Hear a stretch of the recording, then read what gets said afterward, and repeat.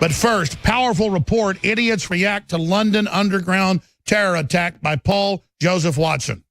Another month, another Islamic terror attack in a major European city. And who's to blame this time? Oh, it's me, J.K. Rowling, retweeted this satirical fake news story about a young man in front of a map ranting about Islamic terrorism. Who could that possibly be? She's so easy to trigger. I didn't even try and trigger her today.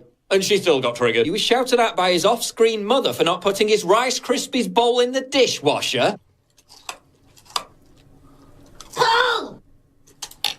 It's actually Crunchy Nut Cornflakes. London is lost! Yeah, if I thought that, why would I live here? Where do you live, JK? Oh yeah, that's right, in a gated mansion in the middle of nowhere, far away from all the brown people. Racist. Now, about those 18 spare bedrooms, yeah, I still don't see any refugees. So aside from me, what else was the left outraged about, even as the terrorist was still on the loose? Donald Trump's tweets. The Prime Minister, while the terrorist still hadn't been caught, was lecturing Trump about his tweets. I mean, get over it already. It was clear before that Donald Trump relies on Islamophobia to gain support for his policies, but this morning's London tweets confirm that. 22 injured, total panic, terrorists still on the run. Yeah, but that Trump tweet was really offensive. My apologies to the people of London for our embarrassment in the Oval Office hijacking this tragedy for his hateful agenda. Yeah, he's the leader of the free world responding to a terror attack in the country of a major ally. The only one hijacking it to push their agenda is you. Hijacking terror to advance political agendas is bad.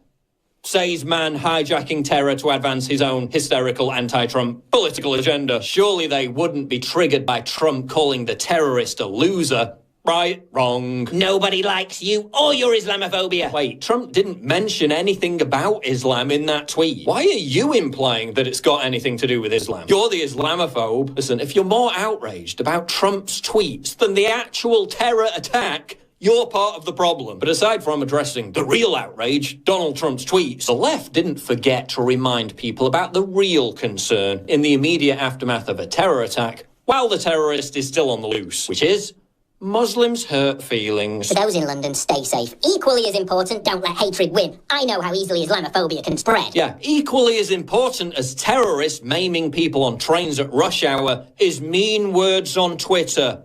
Don't forget that. That's the type of comment that gives birth to Islamophobia, racism and hate crime. Jeez, must have been pretty bad. What was the comment? Jihad on the London Underground? Right, so asking if it was an Islamic terror attack, which it was, is now a hate crime. That's where we're at. Okay, and don't you dare say mean things about Sadiq Khan. That's really disgusting. Oh, look, it's Mr. Part and Parcel GQ Man of the Year back to spout the same meaningless platitudes as last time, and the time before that, and the time before that. And the left floats this same narrative every single time. Oh, if you want to stop terrorists blowing people up, if you want anything to change, you're a right-wing snowflake. Why are you so scared, pussy? Then the slightest whiff of a right-wing hate crime, and they all piss their pants thinking Hitler's going to return. Yeah, it's easy to say you're not afraid when you're not the pregnant woman being trampled in the rush to escape the bomb, isn't it? Keep calm and carry on.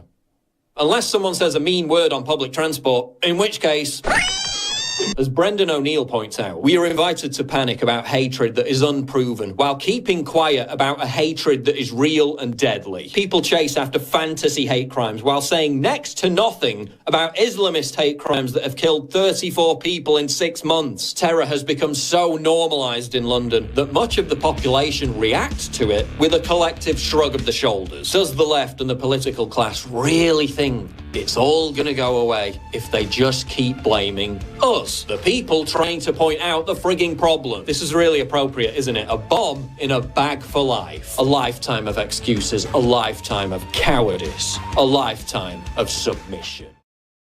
Every morning before I start writing or shooting a video, I take 2 capsules of Brain Force for a sustainable burst of energy. This is, without question, the most powerful nootropic I've ever taken, and it comes without any of the crashes or the jitters associated with energy drinks. It's additive-free, nothing artificial. It's Brain Force Plus. Read thousands of 5-star independent reviews right now and get your Brain Force Plus at InfoWarsLife.com.